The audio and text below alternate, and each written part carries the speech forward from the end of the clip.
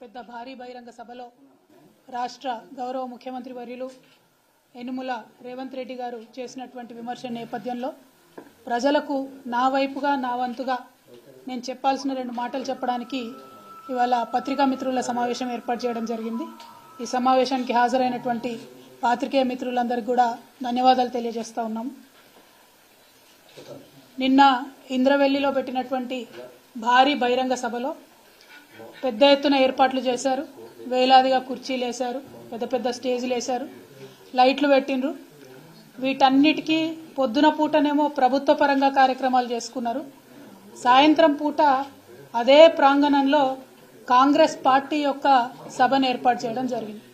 ఇవాళ గౌరవ ముఖ్యమంత్రి రేవంత్ రెడ్డి గారిని మేము సూటిగా ప్రశ్నిస్తా ఉన్నాం, మరి పార్టీ సభకు ప్రభుత్వం యొక్క నిధుల్ని మీరు ఎందుకు వాడుతూ ఉన్నారో తెలంగాణ ప్రజలకు దయచేసి తెలియజేయవలసిందిగా మేము కోరుతా ఉన్నాం। పార్టీ సభ పెట్టుకోవడానికి వేరే ప్రాంగణం చూసుకుని ఉండొచ్చు, వేరే చోట చూసుకుని ఉండొచ్చు, మీరు అధికారికంగా ప్రభుత్వం యొక్క హెలికాప్టర్ వేసుకొని పోయి ఇంద్రవెల్లిలో సభ పెట్టి దాన్నే పార్టీ మీటింగ్గా కన్వర్ట్ చేసుకోవడం ఇదేం న్యాయమో ఒకసారి తెలంగాణ ప్రజలకు మీరు తెలియజేయాలి। అదేవిధంగా మొత్తం నిన్న మీటింగ్కి పెట్టిన ఖర్చు ఎంత, దాంట్లో కాంగ్రెస్ పార్టీ మరేమన్నా వేదిక వాడుకున్నందుకు, కుర్చీలు వాడుకున్నందుకు, లైట్లు వాడుకున్నందుకు ప్రభుత్వానికి ఏమన్నా ఫీజు కట్టించారో కూడా ముఖ్యమంత్రి గారు తెలియజేయవలసిందిగా ఈ సందర్భంగా నేను కోరుతా ఉన్నాను। అదేవిధంగా ఇంద్రవెల్లిలో నిన్న గౌరవ ముఖ్యమంత్రి గారు రేవంత్ రెడ్డి గారు నేను కాంగ్రెస్ పార్టీ చేసిన తప్పిదాలకు క్షమాపణ చెప్తా ఉన్నాను, తెలంగాణ బిడ్డలను కాంగ్రెస్ పార్టీ పొట్టన పెట్టుకుంది, ఆ కుటుంబాలన్నిటి కూడా క్షమాపణ చెప్తా ఉన్నారని కోరినారు। మంచిదే, మంచి పరిణామం, ఇప్పటికన్నా తప్పులు తెలుసుకుంటా ఉన్నారు కాంగ్రెస్ పార్టీ వాళ్ళు। మరి అదే రీతిన మలిదశ తెలంగాణ ఉద్యమంలో బలైపోయినటువంటి అమరవీరులందరికీ కూడా ముఖ్యమంత్రి గారు క్షమాపణ చెప్పాలని ఈ సందర్భంగా నేను డిమాండ్ చేస్తా ఉన్నాను। మీరు నెక్స్ట్ కార్యక్రమం తీసుకున్నప్పుడు తెలంగాణ రాష్ట్రానికి సంబంధించి ఏ కార్యక్రమం తీసుకున్నా అమరవీరులకు క్షమాపణ చెప్పడంతో మొదలు పెట్టాలని చెప్పి నేను డిమాండ్ చేస్తా ఉన్నాను। అదేవిధంగా నిన్న గౌరవ ముఖ్యమంత్రి గారు అనేకమైనటువంటి విమర్శలు మాట్లాడుతూ ఒక మాట అన్నారు, రాబోయే రోజులలో ప్రభుత్వం పరంగా ఏదైతే 500 రూపాయలు గ్యాస్ సిలిండర్ మాఫీ చేస్తామని చెప్పినామో ప్రభుత్వ పరంగా ఆ కార్యక్రమాన్ని పెట్టుకుంటాం, లక్షలాది మంది మహిళలతో ఆ కార్యక్రమాన్ని ప్రభుత్వ పరంగా ఏర్పాటు చేస్తాం, దానికి ప్రియాంక గాంధీ గారిని పిలుస్తామని చెప్పడం జరిగింది। ఇవాళ ముఖ్యమంత్రి గారిని నేను సూటిగా ప్రశ్నిస్తా ఉన్నాను, ప్రియాంక గాంధీ గారిని ఏ హోదాలో మీరు పిలుస్తా ఉన్నారు? ఆమె కనీసం దేశంలో ఇంతవరకు ఏ ఒక్క గ్రామం నుండన్నా సర్పంచ్గానన్నా గెలిచిందా, ఎమ్మెల్యేగా గెలిచిందా, ఎమ్మెల్సీగా గెలిచిందా?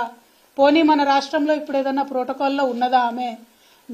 మీ పార్టీకి సంబంధించినటువంటి ముఖ్య నాయకురాలైతే మీ ఇంటికి పిలుచుకోండి, మీ మన్మడికి ఆశీర్వాదం ఇప్పించుకోండి, తెలంగాణకు వచ్చిన ఆడబిడ్డ కాబట్టి చీర సారా పెట్టి సాధారణంగా సాగనంపండి, కానీ ప్రభుత్వ కార్యక్రమాలకు ప్రియాంక గాంధీ గారిని పిలుస్తామంటే తప్పకుండా నల్ల బుగ్గలు ఎగిరేసి ఆ రోజు ప్రొటెస్ట్ చేస్తామని ఈ సందర్భంగా మేము ముఖ్యమంత్రి గారికి హెచ్చరిక చేస్తా ఉన్నాం। ప్రభుత్వ కార్యక్రమాలను, పార్టీ కార్యక్రమాలను కలిపి వాడుకోవడం, ప్రజలను మభ్యపెట్టడం ఇది చాలా తప్పు। ఆ విధంగా చేసినట్టయితే తెలంగాణ ప్రజాధనాన్ని మీ పార్టీ ప్రయోజనాల కోసం దుర్వినియోగం చేసినట్టయితే, ప్రియాంక గాంధీ గారిని ఆ కార్యక్రమానికి పిలిచినట్టయితే తప్పకుండా మేము ప్రొటెస్ట్ తెలియజేస్తామని ఈ సందర్భంగా తెలియజేస్తా ఉన్నాం। అదేవిధంగా ఇవాళ కాంగ్రెస్ పార్టీ ఇక్కడ పొలిటికల్ క్రైసిస్ ఉన్న వాళ్ళంతా తెలంగాణలో వచ్చి వాలిపోవడం, ఇక్కడ నుంచి తెలంగాణ ప్రజాధనాన్ని దుర్వినియోగం చేస్తూ ఇక్కడ మన మంత్రులు, మన తెలంగాణ మంత్రులు, తెలంగాణ ప్రజల ఓట్లతో ఎన్నికైన మంత్రులు వెళ్ళి ఆ ఎమ్మెల్యేలందరినీ ఎస్కాట్లు పెట్టి రిసార్ట్లలోకి తీసుకెళ్లడం, మరి ఇదంతా ప్రజాధనాన్ని దుర్వినియోగం చేయడం కాదా? ఒక మాట ఈ ముఖ్యమంత్రి గారు ఎన్నికల సందర్భంలో అనేక సందర్భాల్లో విమర్శలు చేస్తూ అనేక మాటలు అనడం జరిగింది। మేము అడ్వర్టైజ్మెంట్లు వేసుకోము బీఆర్ఎస్ వాళ్ళలాగా అన్నారు। ఇవాళ ఎన్ని అడ్వర్టైజ్మెంట్లు వేస్తున్నారండి? నిన్న ఇంద్రవల్లి సభకు ఎన్ని అడ్వర్టైజ్మెంట్లు వేసినారు మీరు? వాటి ఖర్చు ఎంతో ఒకసారి తెలంగాణ ప్రజలకు తెలియజేయాల్సిందిగా కోరుతా ఉన్నాం। గౌరవ ముఖ్యమంత్రి గారు వారానికి 2 సార్లు ఢిల్లీకి పోతారు, పోయినప్పుడల్లా చార్టెడ్ విమానాలలో, ప్రైవేట్ ఫ్లైట్స్లలో పోతురని తెలిసింది, మరి దానికి అయ్యే ఖర్చు ఎంతనో ఒకసారి మీరు ప్రజలకు తెలియజేయాల్సిందిగా నేను డిమాండ్ చేస్తా ఉన్నాను। అదేవిధంగా మీరు వచ్చిన 60 రోజులు దాదాపు అవుతున్నది, ఈ 60 రోజులలో మీరు చేసింది ఏముందండి?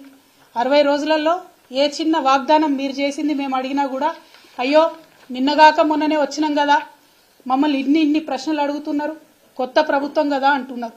ఓకే, డెవలప్మెంట్ మీద మా బాస్ చెప్పారు, కేసీఆర్ గారు చెప్పారు కాబట్టి 100 రోజులు మిమ్మల్ని అడగం. శిశుపాలుడి 100 పాపాలు వండినట్టుగా 100 రోజులకు మీరు చేసే తప్పులు కూడా పండుతాయి. అప్పుడు మాత్రం ప్రజాక్షేత్రంలో మిమ్మల్ని ఖచ్చితంగా అడుగుతాం. కానీ ఈ 60 రోజులలోనే మీ యొక్క పొలిటికల్ వైఖరి ఏంటి, రాజకీయ పరంగా మీరు తీసుకుంటున్నటువంటి నిర్ణయాలు ఎట్లున్నాయి, తెలంగాణ ప్రజలకు ఎప్పటికప్పుడు చెప్పాల్సినటువంటి బాధ్యత ప్రతిపక్షంగా మా మీద ఉంది. కాబట్టి ఖచ్చితంగా కొన్ని అంశాలను ఇవాళ ప్రజల ముందు చెప్పదలుచుకున్నాం. మిమ్మల్ని తెలంగాణ ప్రజలందరూ ముద్దుగా యూటర్న్ ముఖ్యమంత్రి అని పిలుచుకుంటున్నట్టుగా తెలుస్తా ఉన్నది. ఎందుకంటే మీరు చెప్పిన ఏ ఒక్క మాట కూడా పాలించలేదు, పాటించలేదు. ప్రజా దర్బార్ పెడతామంటిరి, రోజు ప్రజల్ని కలుస్తా అంటిరి. కేసీఆర్ గడిలలో ఉన్నాడు, కలుస్తలేడు, మేము కలుస్తామంటిరి. ఒక్కరోజు కరెక్ట్గా 60 రోజులలో కేవలం ఒకే ఒక్క రోజు రేవంత్ రెడ్డి గారు ప్రజల్ని కలిసిండ్రు. ఆ తర్వాత నుండి ఇప్పటి వరకు ఆయన మళ్ళీ ఎప్పుడు కూడా మొహం చూసిందే లేదు. ఆ ప్రజాపాలన నిర్వీర్యం చేయడానికి, ప్రజా దర్బార్ నిర్వీర్యం చేయడానికి